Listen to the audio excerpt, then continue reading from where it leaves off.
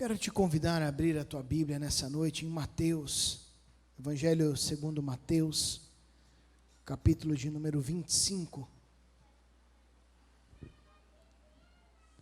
Nós vamos estar lendo do versículo 13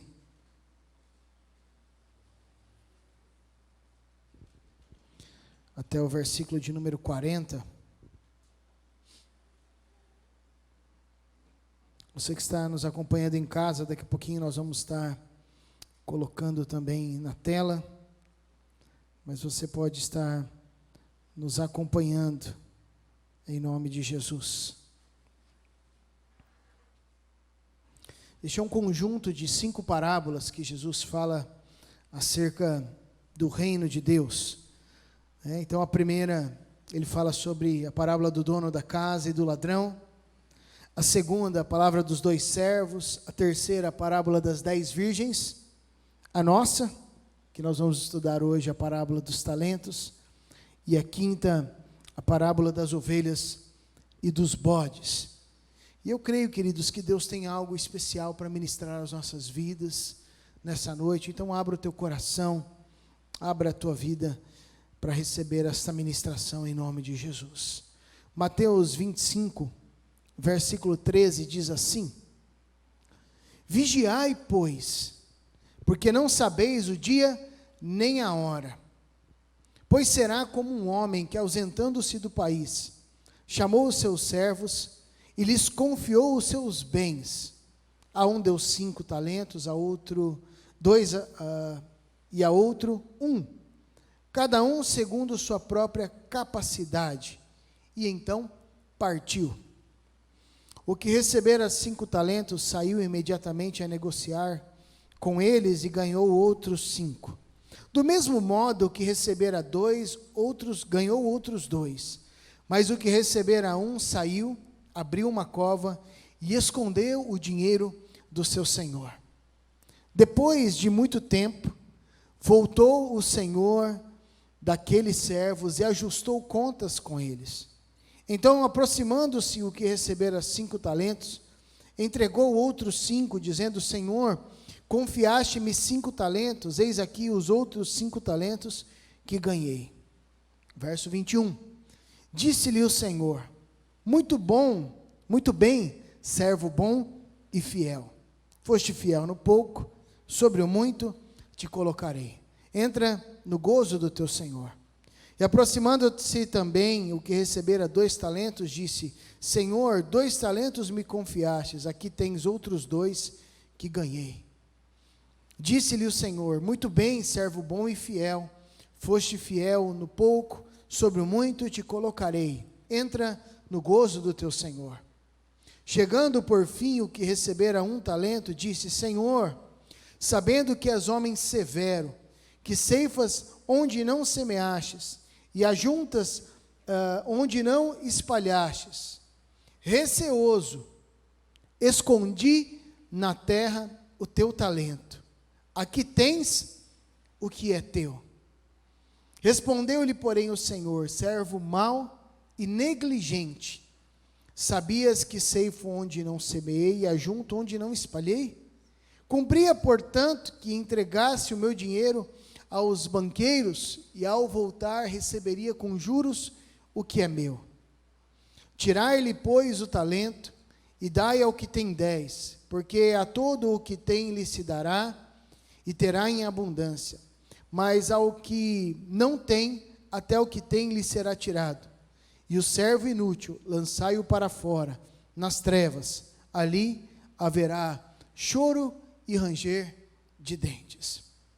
Amados, é tremendo nós olharmos quando o Senhor ele fala por intermédio de parábolas. Há os escritores que falam sobre esse gênero literário, uma forma de escrita, que eles já diziam que as parábolas eram uma forma que Jesus mostrava, como em um espelho, a vergonha daqueles que não queriam se enxergar. Então Jesus ele utilizava das parábolas, que eram situações que possivelmente poderiam acontecer no dia a dia, não necessariamente já aconteceram, mas situações possíveis de acontecer, e ele extraía uma ou duas questões a respeito daquilo para que pudesse ensinar, né, os princípios do reino de Deus. Por que é importante nós, de início, falarmos acerca disso? Nós não podemos, por exemplo, pegar as parábolas e tentar esmiuçar todas as possibilidades diante de uma cena. Então, por exemplo, as 10 virgens, que é a parábola que antecede o nosso texto.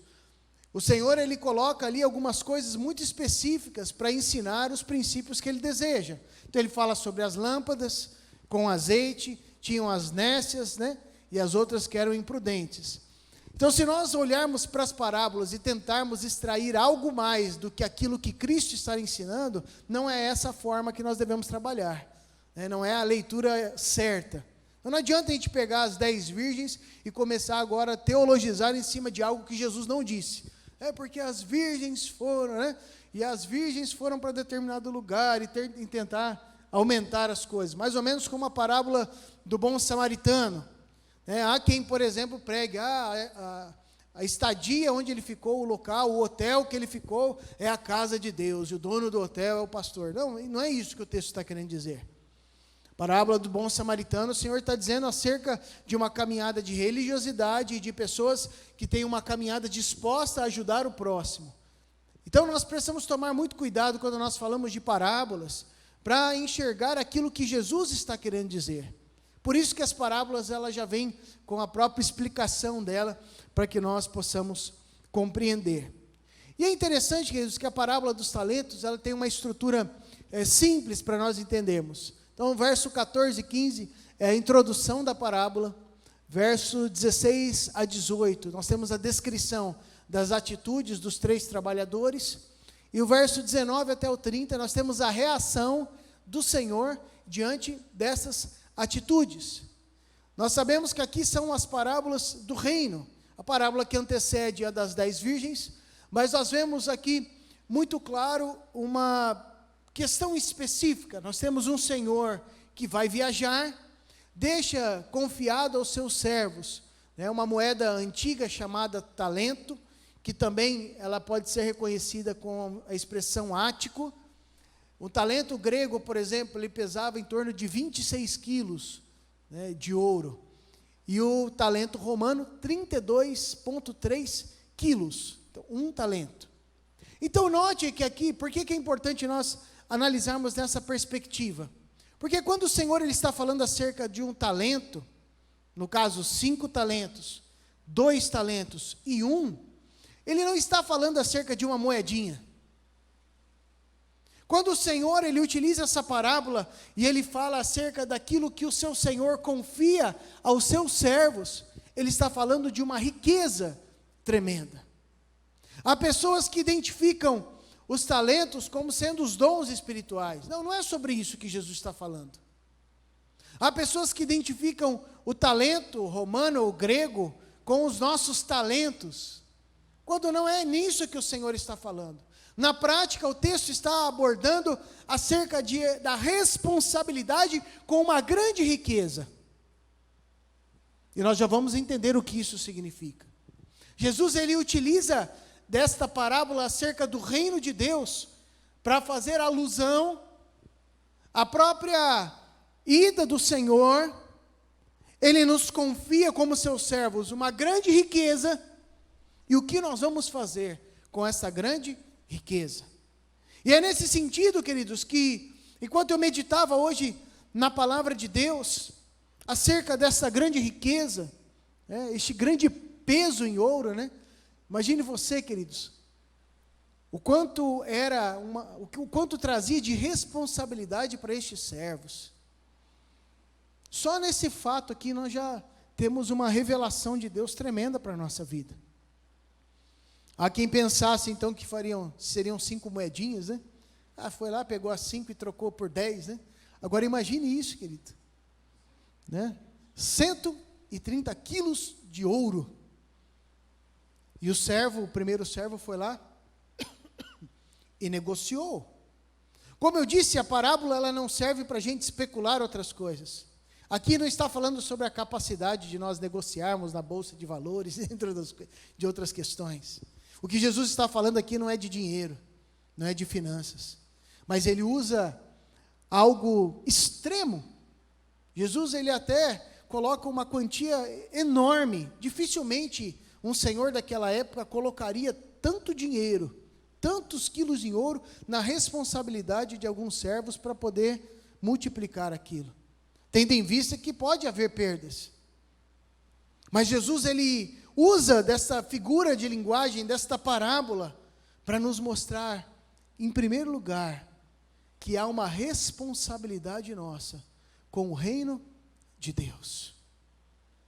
Diante da mesa do Senhor, queridos, juntamente com os irmãos, essa palavra vem de encontro ao meu coração em primeiro lugar, e eu gostaria de compartilhar isso com os amados. Nós não estamos aqui, queridos, de passagem apenas para aos domingos ou nas outras reuniões participarmos juntos, apenas termos momentos de comunhão, mas há uma responsabilidade outorgada por Cristo, para mim, para você, para nós, acerca do reino de Deus. Não estamos falando de dons do Espírito, nem de talentos humanos, de capacidades nossas. Estamos falando de algo que transcende tudo isso, uma responsabilidade de sermos servos e servas de Deus, e cumprirmos com a missão, com o chamado de Deus para as nossas vidas. Você pode notar comigo alguns dos destaques. O versículo 13, ele inicia dizendo: vigiai, pois não sabeis o dia nem a hora. Como eu disse, é uma parábola acerca do reino, da vinda do Cordeiro. E ele começa dizendo que essa responsabilidade com o reino de Deus, ela foi dividida aos seus servos, segundo a própria capacidade. A expressão capacidade aqui no grego é metron, da onde deriva a palavra medida, metreta, né? Ou seja, o Senhor, ele derrama sobre cada um de nós uma responsabilidade que não está em desacordo com a nossa capacidade.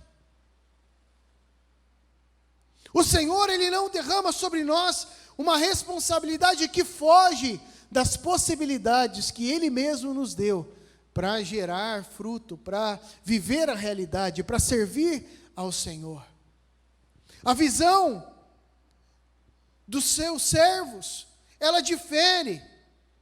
Os dois primeiros servos não citam, não têm medo de um relacionamento real com o seu Senhor. Eles simplesmente, queridos, cumprem aquilo para que eles nasceram, para que eles foram chamados. É interessante, porque o Senhor, ele distribui a cada um deles segundo as medidas, segundo a capacidade. E o verso 16 diz que aquele que recebeu 5, saiu imediatamente a negociar com eles, e ganhou outros 5, do mesmo modo que recebera 2, ganhou outros 2. Mas o que recebera 1, saindo, abriu uma cova e escondeu o dinheiro do seu senhor. O serviço cristão, a nossa missão, deve ser algo natural para as nossas vidas. Eu quero te desafiar a servir, querido, a Cristo. Se talvez você ainda não tenha essa experiência, porque a sensação, queridos, que eu tenho quando eu estou servindo ao Senhor diariamente, é de que eu estou simplesmente cumprindo aquilo para que eu nasci. É uma sensação de plenitude, de estar completo diante do Senhor. E aqui eu não estou dizendo acerca do chamado pastoral apenas, mas da minha vida como cristão, de servir ao próximo, de simplesmente deixar fluir da minha vida o amor de Cristo, e onde quer que eu esteja, eu amo e eu sirvo sem olhar a quem. A sensação é de estar completo, pleno. Não é uma sensação de simplesmente fazer por obrigação. E eu vejo isso claramente nesses dois primeiros servos. Eles simplesmente recebem algo, né, e vão cumprir aquilo para que eles foram criados. Sabe, amados, quando nós falamos acerca da responsabilidade do reino de Deus, sim, é responsabilidade, mas cumprir com a responsabilidade do reino de Deus é agir com naturalidade naquilo que nós fomos criados e chamados. O problema está quando nós acabamos descumprindo com o propósito que nós somos criados. E nós vemos isso no verso 18, que o terceiro dos servos, ao invés dele olhar para os seus companheiros e fazer o mesmo, ele abre uma cova e esconde o dinheiro do seu senhor. É interessante porque quando nós olhamos nessa perspectiva, né, olha o que esse autor diz, ele entende que os dons aqui, aliás, os talentos aqui não são habilidades, mas são as responsabilidades que o Senhor dá ao seu povo, à luz das suas habilidades e oportunidades. Olha que interessante. São as responsabilidades que o Senhor dá ao seu povo, à luz das suas habilidades. Por quê? Porque é de acordo com as nossas medidas, a nossa capacidade, mas também é para realizarmos diante de oportunidades, de servirmos ao próximo. É interessante isso, queridos, porque a responsabilidade com o reino aponta para a nossa posição de servos, ativos que trabalham para desenvolver aquilo que Deus nos confiou. A responsabilidade do reino não é uma ideia, não é uma questão intelectual, não é uma questão a ser discutida, mas a responsabilidade com o reino aponta para as nossas vidas, para a nossa posição de servos e servas, mas não servos e servas estagnados, mas servos e servas ativos, que trabalham para o quê? Para desenvolver aquilo que Deus nos confiou. Isso aqui é maravilhoso, queridos, porque nós precisamos compreender que a nossa caminhada cristã, ela precisa ser dinâmica. O Senhor não te chamou e não me chamou para estarmos assentados num banco apenas. Nos assentar no banco é uma parte importante, onde nós aprendemos, onde nós somos edificados e ministrados.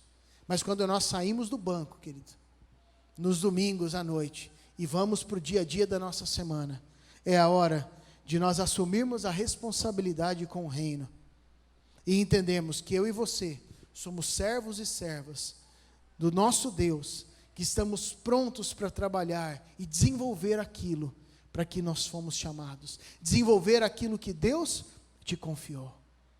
E aí eu te pergunto nessa noite, o que foi que Deus te confiou? Não precisa responder para mim. Deus, Ele confiou a cada um de nós uma responsabilidade com o reino de Deus. Eu não posso cumprir com a responsabilidade que Ele confiou a você. A palavra de Deus diz que nós somos um corpo, e esse corpo tem muitos membros. Eu posso até tentar suprir. Eu gosto muito de ver alguns programas de correção, de cirurgias de correção, né? E aí volta e meia a gente vê alguma pessoa com algum problema severo no pé, por exemplo, né? E é interessante, eu vi uma mulher que ela tinha um problema severo no dedão do pé e teve que ser amputado, o primeiro e o segundo dedo. E o seu pé teve que se adaptar totalmente para que pudesse caminhar novamente. Calos foram gerados, dor foi gerada, mas ela teve que aprender a lidar, porque ela teve que extrair aqueles dedos. Ou seja, quando das partes do corpo, ela não cumpre com a sua função, todo o corpo sofre. E mesmo que você fale assim, não, eu vou tentar substituir de outra forma. Não. Deus, Ele nos confiou uma responsabilidade, desenvolver algo. E a pergunta nessa noite é, o que Deus confiou às tuas mãos para que você possa desenvolver? E a segunda é, você tem desenvolvido? E aqui o tom não é de cobrança, meus irmãos. Como maduros e adultos que somos, o tom é de reflexão.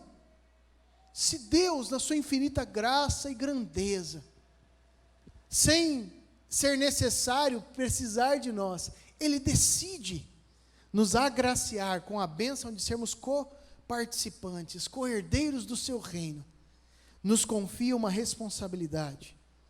Logo, a nossa resposta deve ser, eis-me aqui, Senhor. Eu vou te servir.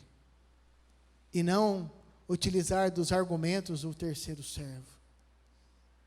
Nós vamos ver daqui a pouquinho mas já dando um spoiler, o terceiro servo, ele joga a responsabilidade no Senhor. Ele diz, sabendo que o Senhor era severo, sabendo que o Senhor colhe onde nem plantou, eu fiquei com medo e enterrei. Essa não é a realidade para servos e servas do Senhor. Esse não é realmente o nosso Deus.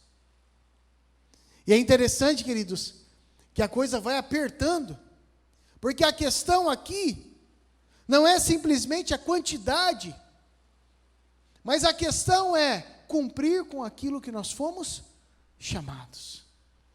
Por isso, quando nós olhamos no segundo lugar, em primeiro lugar, a responsabilidade com o reino, em segundo lugar, nós precisamos entender que o nosso relacionamento com Deus, ele é baseado nessa palavra chamada fidelidade. E a fidelidade aqui neste texto nos permite desfrutar da plenitude da alegria do Senhor, não simplesmente acerca do cumprimento de um Deus que se vê satisfeito porque o obedecem, mas há uma resposta dos seus servos em relação a um privilégio dado pelo seu Senhor. É quase uma relação aqui paternal, de filho. É como se o Senhor tratasse esses servos como seus filhos, diante de tamanha oportunidade. E é interessante que esse grande peso em ouro, ele não toma de volta. Não sei se vocês pararam para pensar nisso. Ele deixa confiado aos seus servos essa grande riqueza. Eles multiplicam essa riqueza, mas no final das contas, o Senhor deixa essa riqueza sobre a administração, sobre o domínio deles. Ou seja, essa riqueza do reino, essa riqueza celestial, queridos, é para a glória de Deus, mas o Senhor nos permite viver e desfrutar dela. Por isso fala dessa alegria do Senhor. E é interessante, queridos, quando o Senhor ajusta contas, diz o verso 20, que ele se aproxima daquele com 5, e ele entrega outros 5. E a resposta dele é, Senhor, confiaste-me 5 talentos. Senhor, o Senhor outorgou essa responsabilidade, e eu fiz aquilo que o Senhor esperava de mim. Eis aqui os outros 5 que eu ganhei. E a resposta é com 2 questões qualitativas: servo bom e fiel. E a questão é: desfrute da alegria do seu Senhor.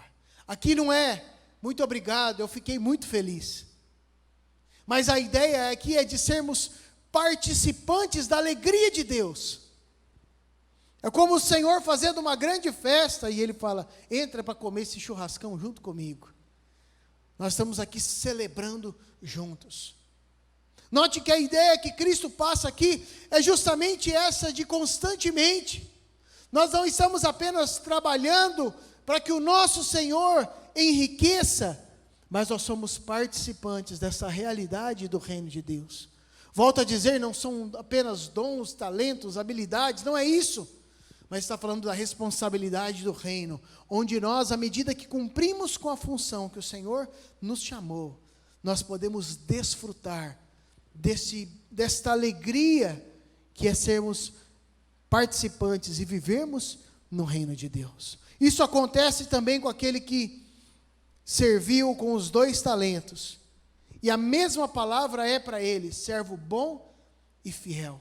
Ou seja, a questão aqui não é a quantidade, a questão não é o que nós ganhamos com isso, a questão é quando nós cumprimos com aquilo que o Senhor outorgou às nossas vidas, somos fiéis a Ele, nós recebemos 2 qualificações, servos bons e fiéis, e por isso o Senhor nos dá a autorização para sermos participantes desta alegria do Senhor. Não somos apenas aqueles que ficam expectando, assistindo o Senhor festejar, mas Ele nos permite sermos participantes desta graça maravilhosa do seu reino. Ou seja, quando nós falamos da fidelidade dos servos, nós entendemos que isso tem a ver com um serviço ativo no reino de Deus.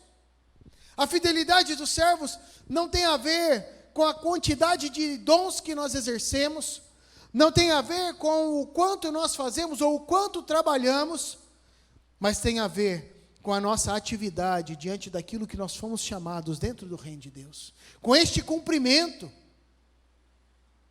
A fidelidade dos servos tem a ver com o serviço ativo. Não tem a ver com passividade. Tem a ver com atividade. Não ativismo, mas atividade no reino de Deus. Lembrando que o reino de Deus engloba a nossa caminhada como igreja. Tem a ver com o cumprimento da nossa atividade eclesiástica. Mas o reino de Deus, ele transcende a igreja local. O serviço ativo no reino é na igreja, mas é também a partir da igreja para a sociedade. Nós somos igreja de Cristo. Você é igreja de Cristo no teu trabalho. Você é igreja de Cristo na tua família. Você é igreja de Cristo onde quer que você esteja. E a fidelidade com o Senhor tem a ver com exercermos esse serviço ativo onde quer que nós estejamos. Isso é reino de Deus. Não é comida nem bebida, mas é justiça exercida pela igreja de Cristo onde quer que ela esteja. Cabe a nós, queridos, não sermos servos passivos, que enterram a responsabilidade que o Senhor nos outorgou, justificando isso no caráter de Deus, mas servos que olham para essa responsabilidade como um privilégio, e estão dispostos a servir de forma ativa o Senhor. Porque em terceiro e último lugar, essa expressão aqui mexe muito comigo, queridos. Talvez você já ouviu em outros momentos eu declarando essa expressão. Por que servir? Por que cumprir com o chamado de Deus para a minha vida? Por que, como servo, entender que eu devo ser um servo ativo dentro do reino? Sabe por quê, queridos? Porque a omissão é mais cara do que a missão. Uma vez eu estava conversando com um presbítero, amigo meu, Dr. Aldrin Marshall de Toledo, ele também é médico. E um dia nós estávamos conversando diante de um curso. Hoje o curso ele tem ministrado em vários lugares aí do Brasil. Né? Ministra também lá na Batista Lagoinha, no Moriá, curso Metanoia. E quando ele estava em protótipo ainda desse curso, a gente sentando e conversando sobre uma saúde espiritual que reflete na saúde física, né? Bem interessante isso. Muitas vezes a gente tem saúde, acha que tem uma saúde espiritual, mas isso não reflete na nossa vida física, né? E a saúde que Deus tem, ela é integral para as nossas vidas. E a gente conversando sobre isso e falando sobre o alto custo de viver uma vida saudável, eu questionava, né? Doutor Aldo, mas é muito caro viver uma vida saudável, é mais fácil a gente comer bobageirada, não sei o quê. E daí ele falou assim para mim: pastor, parece ser caro, mas prevenir sempre é melhor do que remediar. O barato sai caro um dia, e vem a conta. Mas se nós decidimos investir, ele falou, uma vida saudável é investimento, não é gasto. Gasto é para remediar uma vida que não era saudável. E trazendo essa ilustração para a nossa realidade, omissão é muito mais caro do que missão. Sabe por que hoje nós estamos, como Brasil, enfrentando lutas em todas as áreas? Não estou dizendo acerca da pandemia, mas enfrentando lutas, guerras ideológicas e tudo isso, porque a omissão é mais cara do que a missão. Olhe no decorrer da história. Quando vem movimentos, moveres de avivamento sobre o mundo? Eles vêm quando está no auge de uma decadência terrível. Ou seja, não tem mais o que fazer, está terrível, perseguição, promiscuidade, a coisa está um caos. O Senhor levanta pessoas dispostas a pagar alto preço, a sofrer, a serem perseguidos pela causa de Cristo. E daí aquilo mexe com o povo começa a buscar de novo. Se arrepende dos seus, se o meu povo, que se chama pelo meu nome, se humilhar e orar e se arrepender. Por quê? Porque a omissão é mais cara que a missão. Mas nós não precisamos chegar a este ponto. Precisamos entender que é muito melhor nós cumprirmos com a nossa missão e transformarmos pelo poder e graça de Cristo em nós a realidade da nossa cidade, do que esperar que o caos seja estabelecido, para então depois nós buscarmos e então cumprirmos com o chamado de Deus para as nossas vidas. A omissão desse servo, ele diz que receoso escondi na terra o teu talento, e aqui tens o que é teu. E este verso 25, ele é fruto de uma análise deturpada do caráter de Cristo. Senhor, sabendo que és homem severo, não estou dizendo que ele não é, que ceifas onde não semeaste, e ajunta onde não espalhaste, escondi, fui omisso. Não era este o caráter da missão dada pelo Senhor àqueles servos, não era um caráter inquisitório, não era um caráter de peso, mas a justificativa deste servo é justamente essa: eu me omiti com medo. E aí a resposta do Senhor é: você foi mau e negligente. A questão não é meramente eu não frutifiquei, mas eu não ganhei nem perdi, está aqui o que é seu. Se fosse só isso, querido, estava bom. A questão é que diante do cálculo do Senhor não tem como ficar 0-0. O 0-0 é mau e negligente. Fala de negligência. É interessante, porque eu fiquei meditando, Senhor, por que foi qualificado como um servo mau? Porque negligente, nós sabemos, houve negligência da parte dele, houve omissão. Mas olha que interessante, o fato da negligência daquele servo ter o feito enterrar, mostra que no fundo, a experiência que ele tinha com o seu Senhor, era uma experiência deturpada. E ele diz: sabias que ceifo onde não semeei, e ajunto onde não espalhei? Cumpria, portanto, que me entregasse o meu dinheiro aos banqueiros, e ao voltar, receberia com juros o que é meu. E aqui o que o Senhor está dizendo na prática é que você fizesse o mínimo possível.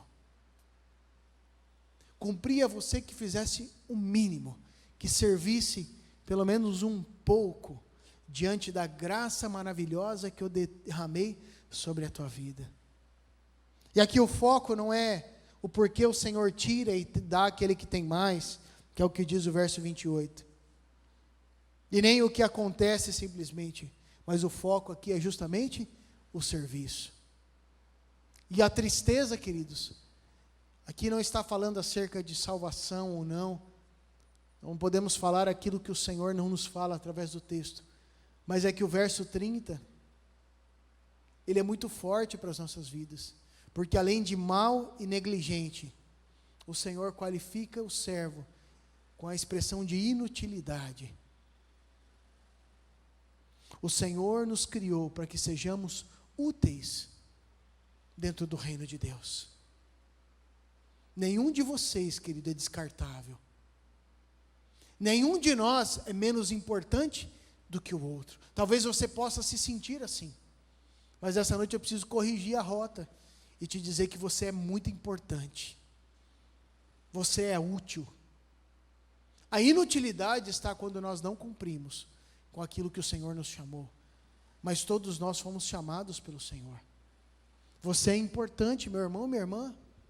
Mesmo que você se sinta desprezado ou desprezível, inútil, essa não é a realidade, não é a forma com que o Senhor te enxerga e nem como nós te enxergamos. Todos nós somos úteis dentro do reino, nós só precisamos cumprir com aquilo para que fomos chamados. Deus te chama para a responsabilidade do reino, e é para você mesmo fazer. Eu não vou fazer aquilo para aquilo que o Senhor te chamou. Aquilo que você foi chamado é responsabilidade tua. Há uma expressão famosa de Martin Luther King, que eu carrego comigo. O que mais me preocupa não é o grito dos violentos, nem dos corruptos, nem dos desonestos, nem dos sem ética. O que mais me preocupa é o silêncio dos bons.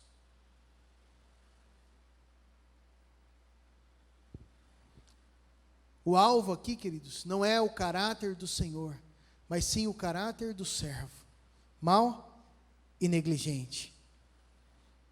Uma outra questão, não fazer nada, não o faz um servo ordinário, comum ou inferior.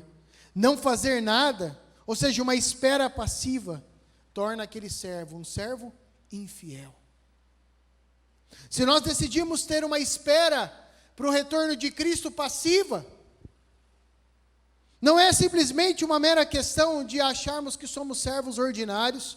Pelo contrário, nós temos ministrado à igreja sobre o cumprimento de sermos simplesmente crentes, sobre o cumprimento do reino através da vida ordinária.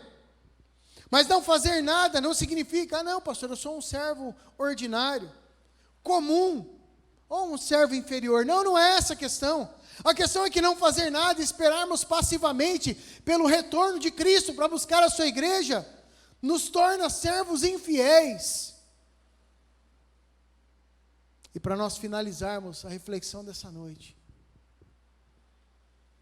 Henry Alford, ele diz o seguinte: as virgens insensatas falharam por pensar que a sua parte era muito fácil. Era só aguardar.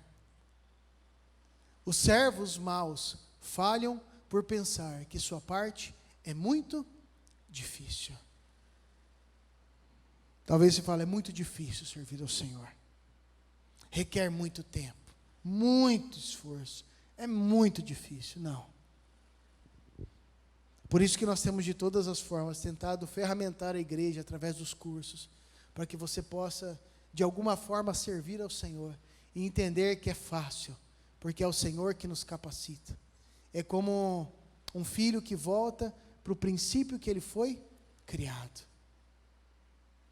O Senhor nos relembra nessa noite de que Ele nos deu a possibilidade e a missão de sermos servos e servas do seu reino, e de cumprir com o chamado dEle, outorgado às nossas vidas. O que nós vamos fazer com esse chamado? Eu espero que nessa noite nós possamos dizer sim. Sim para o reino, sim para a missão, sim para o chamado e para a responsabilidade que o Senhor nos deu dentro do seu reino. Feche os teus olhos. Curve a sua cabeça.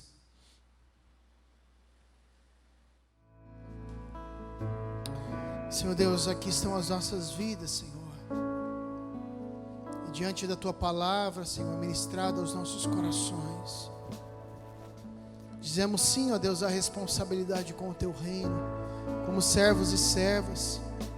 Nós não queremos ser encontrados como negligentes e infiéis, como servos maus. Mas eis-nos aqui, Senhor, usa as nossas vidas. Recebam a bênção. Que a graça do nosso Senhor Jesus Cristo, revelada na cruz, o amor de Deus, nosso Pai, que nos outorgou salvação, e o poder do Espírito Santo, que nos capacita a servi-lo com maestria, com excelência, esteja sobre sua vida, não apenas hoje, mas todos os dias que Ele te conceder, até que volte para buscar a sua amada igreja. Amém e amém. Fique na paz, querido, e que Deus te abençoe no nome de Jesus.